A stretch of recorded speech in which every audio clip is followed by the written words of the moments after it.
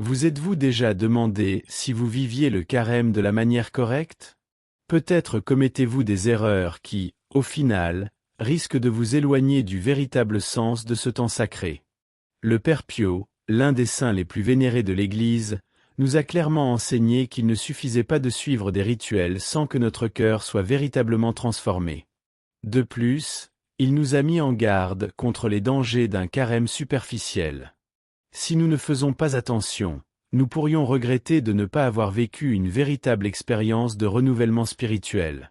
Le carême n'est pas seulement une période de jeûne, de prière et de sacrifice, c'est un voyage qui exige quelque chose de bien plus profond, une véritable transformation intérieure.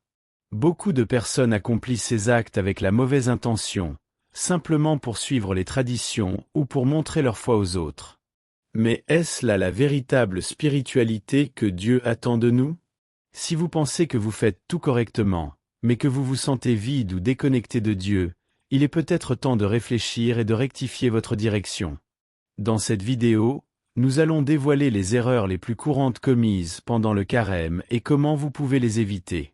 Préparez-vous à découvrir comment vivre ce temps avec plus de profondeur, d'authenticité, et surtout, avec un renouvellement véritable de votre cœur. Êtes-vous prêt à vivre le carême de manière authentique, comme le Père Pio nous l'a enseigné? Alors, continuez à regarder, et préparez-vous pour une transformation spirituelle profonde. Beaucoup d'entre nous commettons l'erreur de traiter le carême simplement comme un rituel, une succession de gestes dépourvus de réel sens. La pratique de la pénitence, du jeûne ou de la prière devient une simple tâche quotidienne, sans but profond. Il est courant de se concentrer sur des gestes extérieurs, comme éviter le chocolat ou la viande, mais nous oublions la véritable essence de ce chemin de foi, qui devrait transformer nos cœurs et nos esprits.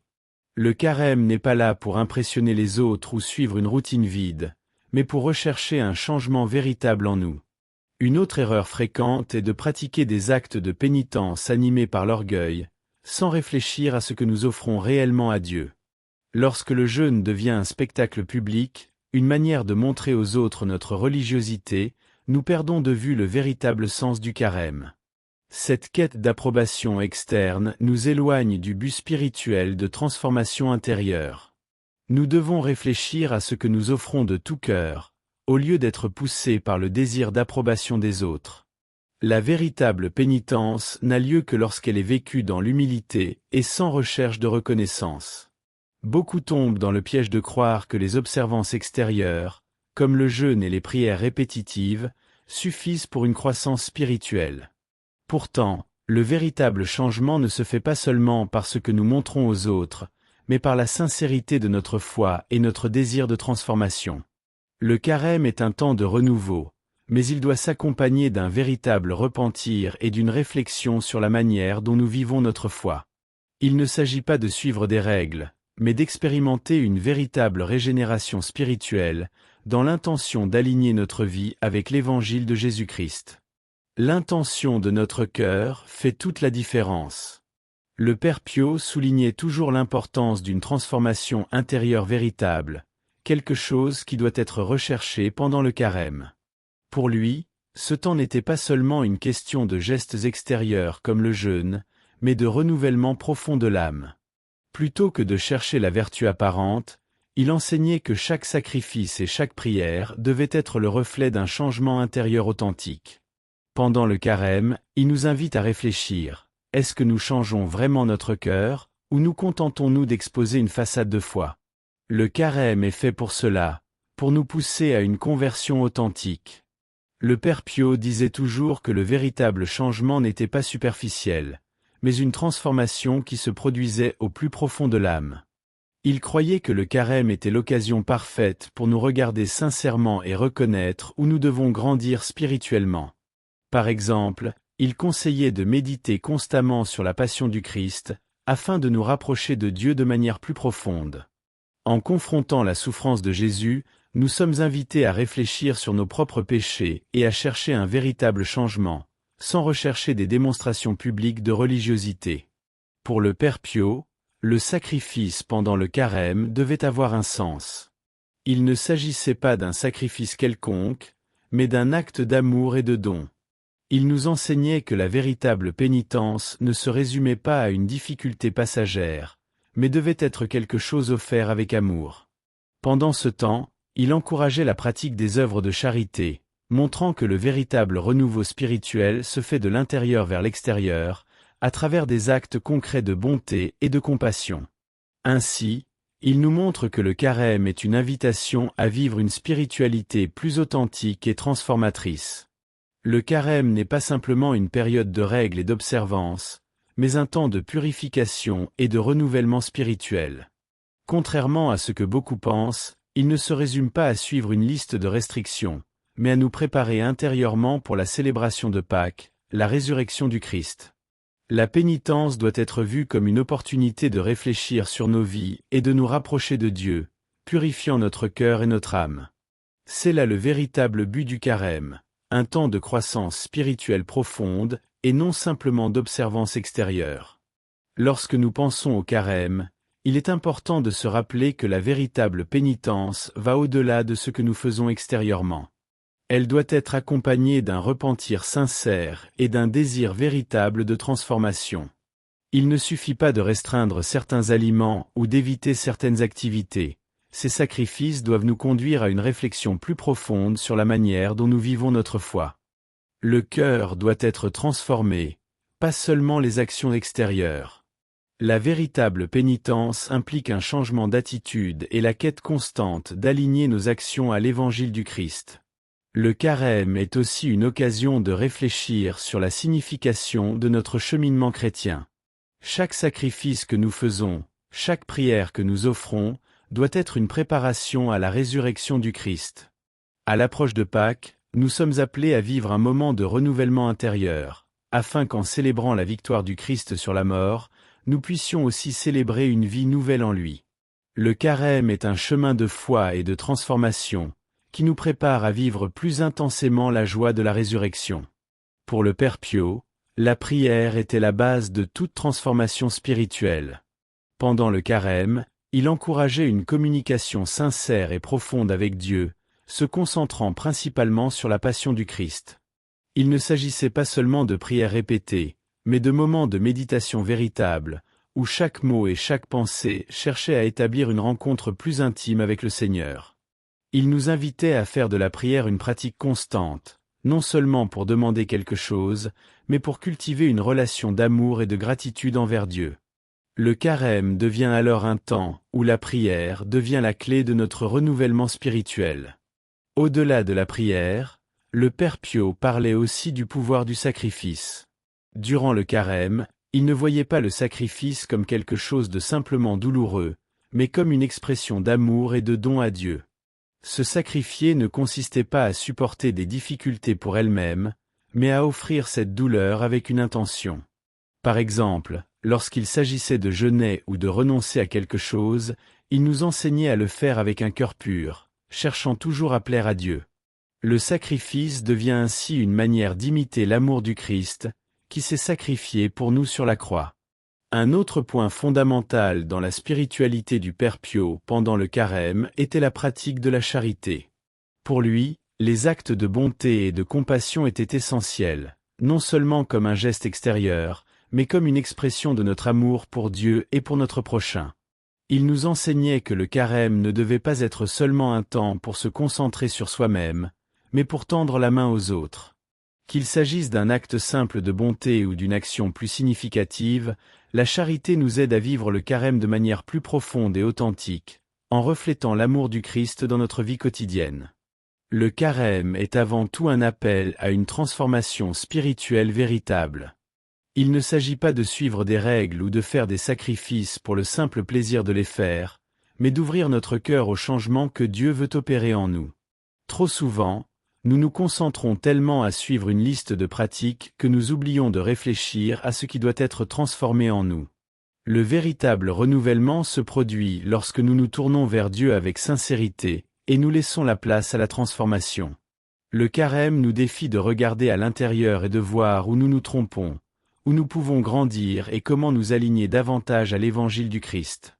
Pendant cette période, il est essentiel de réfléchir aux domaines de notre vie qui nécessitent un changement. Si notre cœur est fermé au pardon, Par exemple, le carême nous invite à réévaluer nos attitudes et à chercher un pardon véritable, tant pour les autres que pour nous-mêmes.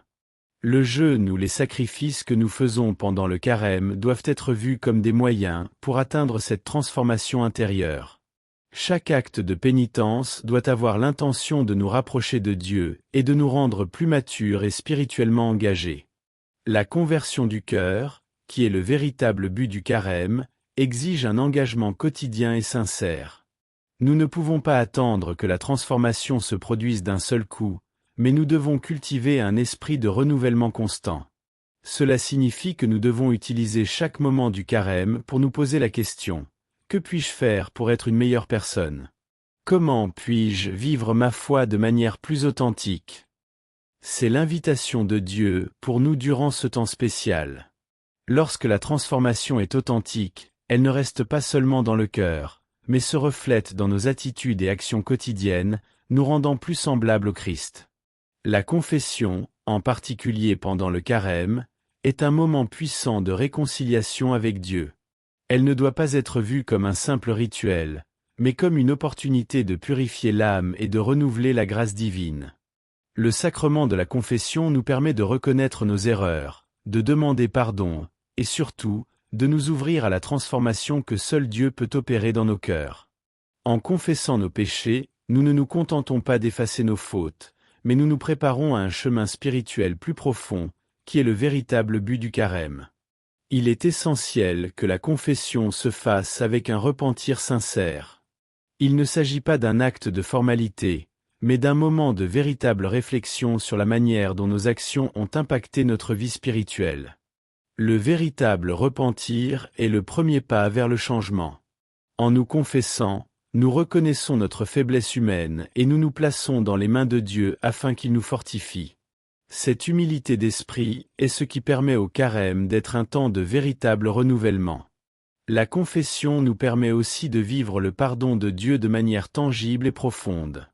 Lorsque nous recevons l'absolution, nous sommes restaurés dans notre plénitude spirituelle.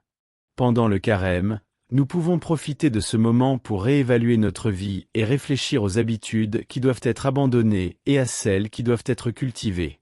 La confession n'est pas seulement là pour enlever la culpabilité, mais pour nous aider à nous aligner davantage à l'évangile du Christ, nous permettant de vivre notre chemin chrétien de manière plus authentique et fidèle.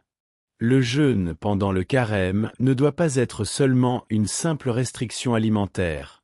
Le jeûne, en réalité, est une occasion de pratiquer la maîtrise de soi, de cultiver l'humilité et de réfléchir sur nos véritables besoins spirituels.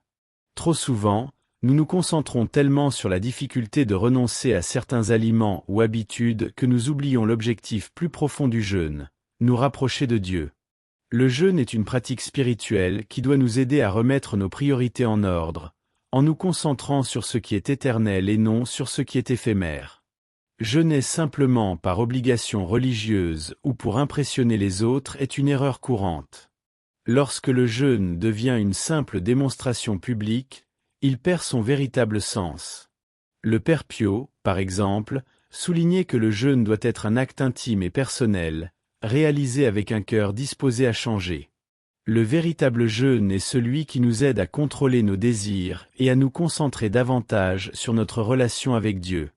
Si le jeûne ne nous pousse pas à une réflexion plus profonde sur nos attitudes et comportements, il devient une pratique vaine. Ainsi, le jeûne doit être plus qu'une simple restriction alimentaire. Il doit être un moment d'introspection, d'évaluation de nos vies, et un appel à abandonner l'égoïsme et la vanité. Au lieu de jeûner simplement pour suivre une tradition ou pour démontrer notre foi, nous devons utiliser ce temps pour nous concentrer sur nos faiblesses spirituelles et faire des efforts sincères pour les surmonter. Jeûner sincèrement, c'est mettre nos désirs de côté et rechercher une transformation intérieure qui reflète l'évangile du Christ.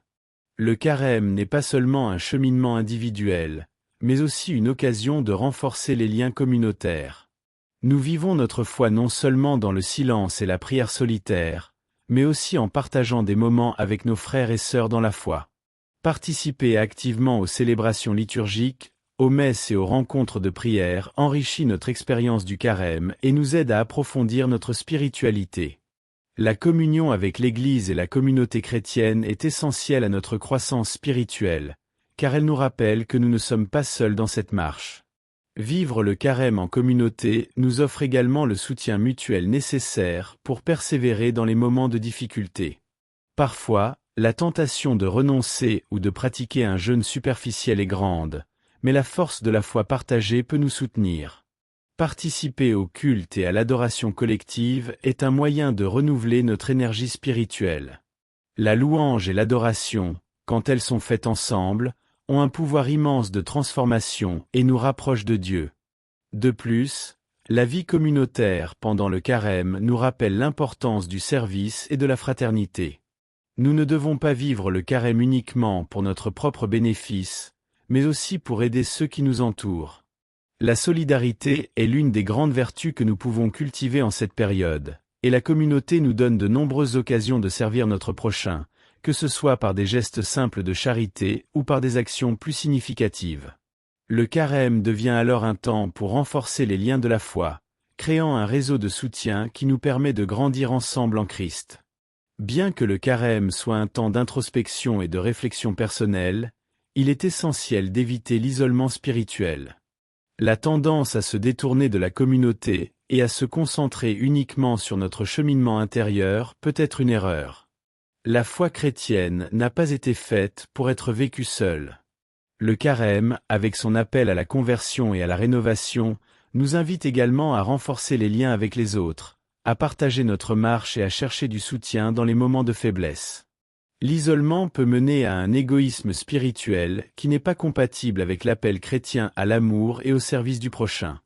La véritable transformation spirituelle du carême se réalise lorsque nous parvenons à équilibrer les moments de silence et de prière personnelle avec la convivialité fraternelle dans la communauté de foi.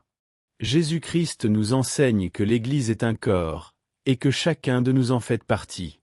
Lorsque nous nous isolons, nous perdons l'opportunité de contribuer à la croissance de la communauté et de nous laisser toucher par la foi des autres. Participer à des rencontres, prier en groupe et échanger des témoignages de foi sont des moyens puissants de vivre le carême de manière plus complète et riche. L'isolement spirituel peut aussi nous faire tomber dans le piège de l'autosatisfaction ou de l'orgueil. Au lieu de nous ouvrir à la grâce de Dieu, nous pouvons finir par cultiver un sentiment de découragement ou de supériorité par rapport aux autres. Le carême est un temps pour nous rapprocher de Dieu tout en renforçant les liens de fraternité avec ceux qui partagent la même foi. L'unité de la communauté est ce qui rend le cheminement spirituel encore plus significatif, car elle nous rappelle que nous ne sommes pas seuls dans la quête de la sainteté. Le carême n'est pas seulement un temps de pénitence, mais aussi une préparation spirituelle à la grande célébration de Pâques. Chaque sacrifice, prière et acte de charité durant cette période doit être vu comme un pas vers la résurrection du Christ. Lorsque nous nous engageons dans un carême sincère, nous nous préparons à vivre la joie de Pâques de manière plus profonde et transformatrice. La résurrection du Christ n'est pas seulement un événement historique, mais une réalité spirituelle qui peut renouveler nos vies, et le carême nous prépare à la vivre pleinement. La véritable pénitence durant le carême a pour objectif d'aligner notre cœur avec celui du Christ. En nous éloignant des attachements mondains et en nous consacrant à une transformation intérieure, nous devenons plus capables de célébrer la résurrection avec un cœur pur et renouvelé. Le carême est donc un cheminement qui nous mène à un renouveau spirituel, où nous pouvons réfléchir sur le sens de la mort et de la résurrection du Christ dans nos vies, et nous préparer à une vie nouvelle avec lui. Pendant le carême, nous sommes invités à regarder en nous-mêmes et à reconnaître les zones qui nécessitent purification et transformation. Cela ne doit pas être vu comme une simple observation de règles, mais comme une véritable préparation à une nouvelle naissance en Christ. Lorsque nous abordons le carême avec un cœur ouvert et disposé, nous nous rapprochons de Pâques non seulement comme un événement liturgique, mais aussi comme une expérience personnelle de renouvellement et de joie. Pâques devient ainsi la grande récompense de tout notre cheminement charismal. Maintenant que vous êtes au courant des erreurs à éviter pendant le carême, il est temps de passer à l'action. Rappelez-vous, la véritable transformation spirituelle ne se fait pas uniquement par des sacrifices extérieurs, mais par un cœur véritablement repentant et prêt à changer. C'est le moment idéal pour se rapprocher de Dieu, revoir sa vie spirituelle et vivre sa foi avec plus d'intensité. Et vous, qu'allez-vous changer dans votre parcours charismal pour expérimenter une véritable transformation? Réfléchissez aux points que nous avons abordés, appliquez-les dans votre vie et partagez vos réflexions dans les commentaires. Êtes-vous prêt à vivre le carême de manière authentique? Si cette vidéo a résonné en vous et a éveillé en vous le désir de transformation, inscrivez-vous à la chaîne et activez les notifications pour continuer à apprendre comment vivre votre foi de manière profonde. Ne manquez aucun contenu qui pourrait transformer votre cheminement spirituel.